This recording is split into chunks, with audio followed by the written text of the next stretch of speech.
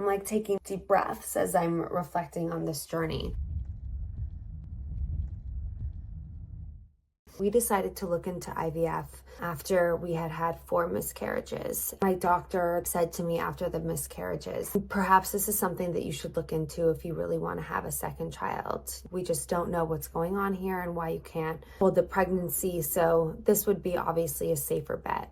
After that, we pretty much immediately went to start the process, and it was actually ideal timing just because I got introduced to the amazing Parallel team. They directed me to Dr. Andy Wong, who turns out has helped Parallel grow, and he's on the board, and it was just such an amazing coincidence. I went and met with him, and he was the only fertility doctor that I met with, and I was just like, okay, this is it, let's go for it. Like, I just immediately had this sense of trust and faith. It was scary. And like, obviously the financials are a huge aspect of it. Not having access to all of this without insurance is just mind-boggling. It just feels like it is something that should 100% be covered. The process of freezing the embryos was around $30,000, which is insanity. So worth it for me, for my peace of mind, to know that they're there now, and I feel so fortunate to be able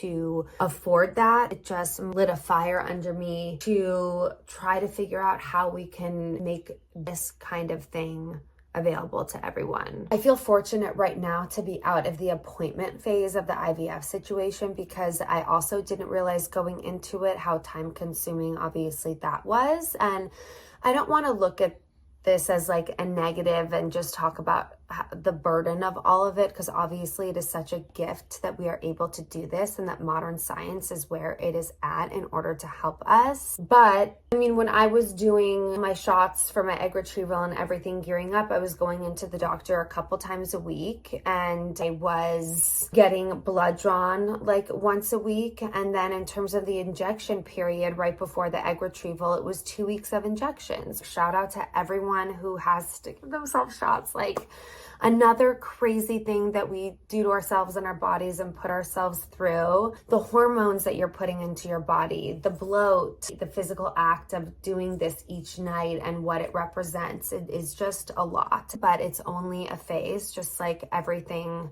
in motherhood and in this journey to become a mother. It's just complicated because it's physical and it's emotional, and the two majorly combined in such a short period of time of the capability to just make you kind of lose yourself during that time, or at least that's what it did for me. And then the week after the egg retrieval was really physically when I think I felt the most uncomfortable. I would say to anyone who is about to undergo an egg retrieval, really make sure that you're taking that week afterwards to take care of yourself, to be horizontal.